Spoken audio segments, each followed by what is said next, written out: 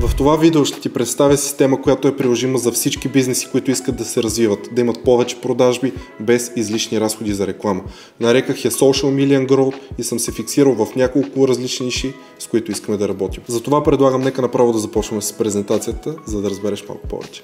По време на създаването на тази система работата ни беше истински хаос, но успяхме да създадем гледаемо съдържание за нашите клиенти и съответно да изпълним гаранциите, които имаме за гледаемост и да постигнем целите, които сме си поставили в началото на съвместната ни работа. Защото в крайна сметка ние не сме поредните TikTok-аджии, които ще ти направят готини видеа и ще имаш малко повече гледане.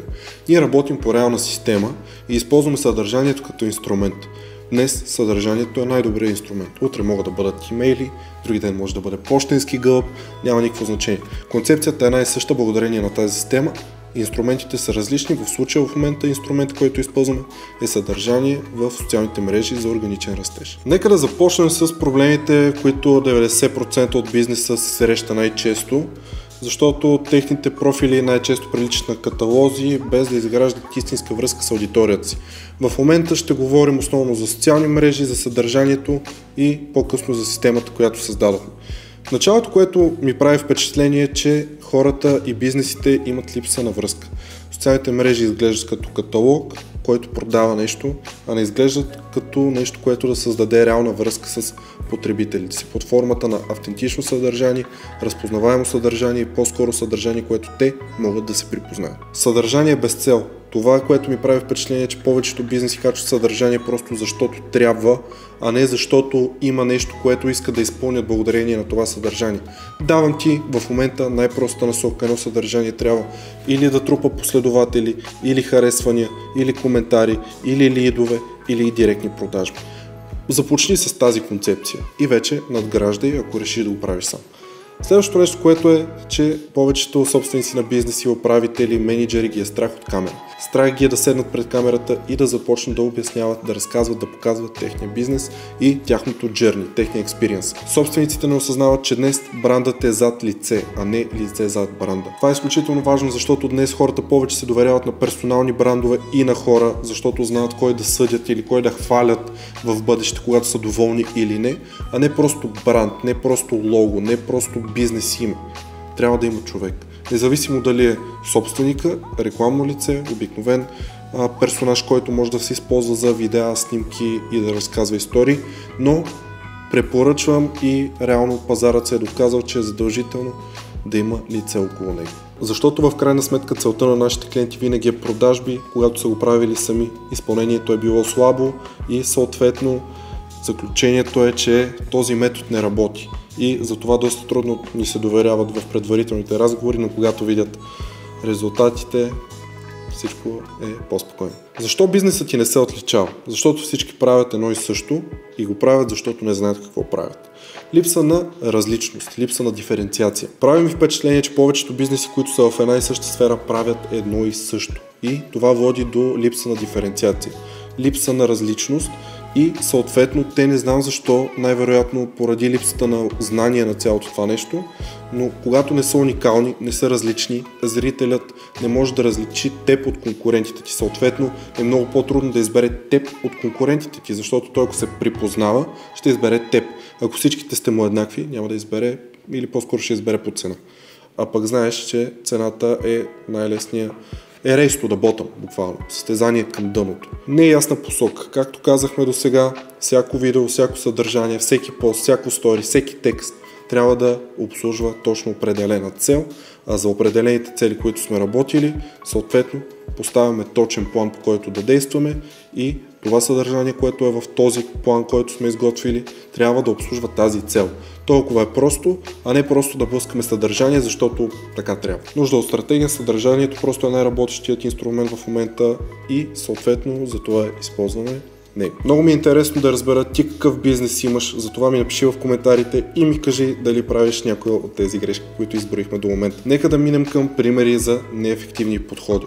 Ако имаш ресторант, най-честото нещо е качват само снимки на чинии, само снимки от кухнята, само снимки на приготвянето, на готвача, на продуктите, които използват, което е супер до някъде, но хората виждат храна, а не виждат изживяване, не виждат атмосфера. Това, което ми прави впечатление е, че повечето бизнеси в ресторантьорството специално не представят атмосферата, не представят уюта, не представят моментите с семейството, не представят моментите с приятели, не представят романтичната среща на младежите, не представят нищо от целият този експириенс, цялата тази атмосфера, цялата тази емоция, която ще изпитват, а просто чини, аспержи и спагети. Това е причината, голяма част от скъпото съдържание, което правят ресторантите, защото аз съм виждал много качествено съдържание, което знам, че е много скъпо да се направи и са си бръкнали в джоба, за да платят на видеограф, който да изготви това. Наистина хубаво съдържание, което в края на деня не работещо, нито гледанията са много, нито пък резултатите са кой знае какви. Така че просто не показвайте функцията, а показвайте емоцията. Не показвайте това как се готви храната, а показвайте това как се наслаждават на нея клиентите. Защото когато те видят нещо, което ще припознаят в себе си, а именно, примерно, младежът, който отива с приятелката си да вечеря паста, той ще си каже, много яко, аз искам да съм в тази обстановка, защото той автоматично, подсъзнателно се припознава в конкретната ситуация, която му показваш. Ако говорим за клиники, не показваме процеса, защото най-малкото хората се плашат от това. Показваме, че сме експерти, показваме, че знаем, че можем, доволни клиенти. И тогава те вече ще могат да ни се доверят. Защото ми прави впечатление, моля ви, спрете да го правите, зъболекарски кабинети качват някакви отвратителни снимки на зъби преди, зъби след. Няма нищо лошо, но това не е каталог на болни зъби. Поне аз не бих го представил по този начин, защото това може да е валидно за един-двама човека, които имат точно конкретен проблем с техните зъби или каквато и да е друга сфера в медицината, но в момента говорим конкретно за стоматолози и зъболекари, но аз лично като човек, който няма проблеми, но в същото време искам да имам някой, на който да мога да се доверя, когато имам нужда, ако виждам това ще ме отблъсне. Но ако виждам професионалист, който обяснява конкретни ситуации, различни ситуации, различна техника на изпълнение на нещата и отделно в този процес, в цялото това разказване на тази история, може да вкара кадри преди, след доволни клиенти. По този начин аз като потребител, който в момента нямам проблем, в момента нямам нужда, но знам, че в някакъв момент ще имам, ми е интересно. И знаеш колко много доктори станаха известни благодарение на това, че показват експертиза и лайфстайла си, а не гадни картинки. Просто, моля ви, спрете да го правите, ако го правите. Личен съвет към вас, напълно приятелски. Ще работи. Нека сега поговорим малко и за хотелите, защото проблемът на хотелите е почти идентичен с ресторантите. Показват се едни празни стаи, едни басейни, едни визуални елементи с оферта, целият им профил прилича на един продавалник. Няма никаква емоция, няма никакво чувство за щастие, няма никаква атмосфера не се показва, което не е добре, което не работи. Генерално всички го правят и за това казват, че методите, които ползваме в момента не работят.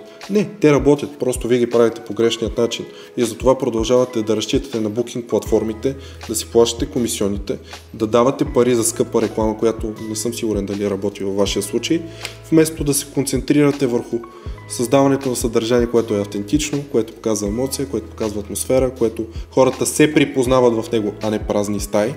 По този начин ще може органично да имате повече трафик, повече резервации, без абсолютно никакви разходи за реклама и без да плащате на букинг платформите комисиона. И на база на всичко, което изговорихме до момента, Social Million Growth променя това, като превръща съдържанието ви в инструмент за изграждане на връзка, доверие, автентичност и продажби. Отнеми доста време да разработи тази стратегия и тя се дели на няколко фази. Като всяка една от фазите не включва дай да намерим готиното съдържание, а по-скоро нека ти покажа. Фаза 1 е проучване. В първата фаза на Social Million Growth се фокусираме върху задълбочено проучване. Целта е да разберем вашата аудитория до най-малкия детайл. Кои са тези хора? Какво ги интересува? Психологически данни. Как реагират на определени тригери? Как мислят в конкретни ситуации? По какъв начин взимат решения? На база на какви тригери отново взимат решения? Как се чувстват, за да вземат решение? Анализираме предпочитанията им за съдържание и визуални елементи, за да знаем какво да им покажем. Защото ние не правим просто съдържание. Ние правим съдържание за определени хора, които искаме да станат наши клиенти. Защото когато правиш съдържание за всички, ти не знаеш какво съобщение да предадеш. И затова виждаме празни стаи и готвачи в кухнята, а не атмосфера на правилните хора, които да бъдат припознати в зрителя. Така че проучването е много голяма част от цялостната стратегия, да знаем на кого говорим и какво да му покажем, как да му го покажем, как да му го представим, каква оферта да му изготвим, какво потребителско пътешествие да му изготвим. От това, когато стигне до съдържанието, когато види съдържанието ни за първи път, до това да ни се довери, през това да бъде изключително ангажиран, да стигнем до там да купи, да вземе офертата, да се регистрира и накрая да бъде задържан, да бъде последователен, да бъде постоянен клиент. Фази 2 и 3 са стратегия и създаване. След като проучим аудиторията, преминаваме към изграждането на стратегия и създаване на завладяващо съдържание. Защото, както споменах няколко пъти до момента, инструментът, който използваме е съдържание, за да изпълним целите, които сме определили и ще изпълним на база на стратегията, а не просто готино съдържание и малко повече гледане. Разработваме план за съдържание, което ще привлече и ангажира правилната аудитория, вашата аудитория, хората, които вие целите. И съответно продуцираме висококачествени видеоклипове, сторита и визуално брандиране, за да може всичко да изглежда красиво, всичко да изглежда подредено, последователно и хората, които ние целим, да му се изкефят. Фази 4 и 5. Дистрибуция и анализ. Последните фази се фокусират върху ефективното разпределение на съдържанието и непрекъснат анализ и оптимизация. Прави ми впечатление, че повечето бизнеси, които работят сами или с TikTok агенции, дистрибутират съдържанието си не в каналите, в които е тяхната правилна аудитория, най-често в TikTok, защото там е по-вероятно да избухне. Което няма нищо лошо. Гледаемостта е много хубаво нещо, защото колкото повече гледания, толкова повече очи имаш върху бизнес. Поне така ти го продават. Но ако тези очи са грешните хора, нали, да, имаш много гледания, да, чувстваш се готино, най-вероятно е влязла някоя друга продажба, но е важно твоето съдържание и твоето послание и твоите оферти да стигат до правилните хора. Затова ние дистрибутираме съдържанието там, където се намират правилните хора. Точно така. И в края на седмицата, месеца или периода, в който сме се определили за анализ, анализираме съдържанието и го подобряваме.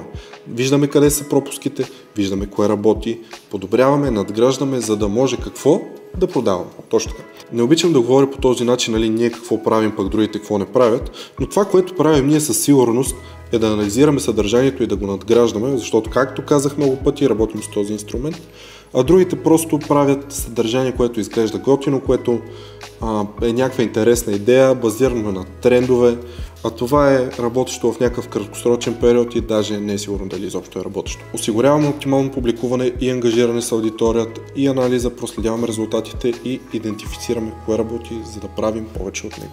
Какво не е Social Million Growth? Защото е много важно да се разбере, че това не е разпокъсана услуга, а е цялостна система за бизнеса, която докарва резултати. Не е просто видеообработка. Ние предлагаме цялостен процес, а не само монтаж на клипчета, които ти си направил с телефон. Не е правим само клипчета, защото създаваме стратегически насочено съдържание с какво? Ясна цел. Точно така. Не е 3 поста на седмица. Няма готови календари, всеки план е индивидуален и съответно е адаптивен според целите, които има нашия клиент. Защото ако целта ти е много голяма, трябва много голям обем от работа. Ако целта ти е по-лесно постижима, съответно обем от работа е малко по-малък. Това е абсолютно индивидуално за всяка една ситуация, а не е готов пакет 12 видеа, 5 сторита и каквото и да било. Не е реклама, но подготвя рекламите ви да бъдат значително по-ефективни и по-целенасочени. Ако имаш желание да развиваш бизнеса си на друго ниво и да бъдеш актуален в времето, в което живеем, а именно да бъдеш онлайн и да бъдеш пред правилните хора, аз създавах тази система с цел да оптимизираме разходите и да увеличим приходите на бизнеса. Последно време изпитахме малко технически проблеми и в момента актуализираме уебсайтът ни и бях принуден да изтрия Instagram профилът ни, както казах, заради технически проблеми. И това е причината да няма линк за уебсайт в описанието на това видео. Но ако искаш да адаптираме Social Million Growth под формата на план, специално за твоя бизнес, специално за твоята ситуация и да го направим напълно безплатно, влез в инстаграмът на Million Marketing Solutions и напиши думата оферта. По този начин ще се свържа с теб, ще направим един кратък разговор, за да разбера каква е твоята ситуация, да ти представя системата в детайли, как работи и съответно да изготвим план за теб, който можеш сам или в съвместна работа да приложим и съответно да постигнем много по-добри резултати, от които ти имаш до момента. Последвай Million Marketing Solutions в Instagram и напиши думата оферта. Ще се видим там.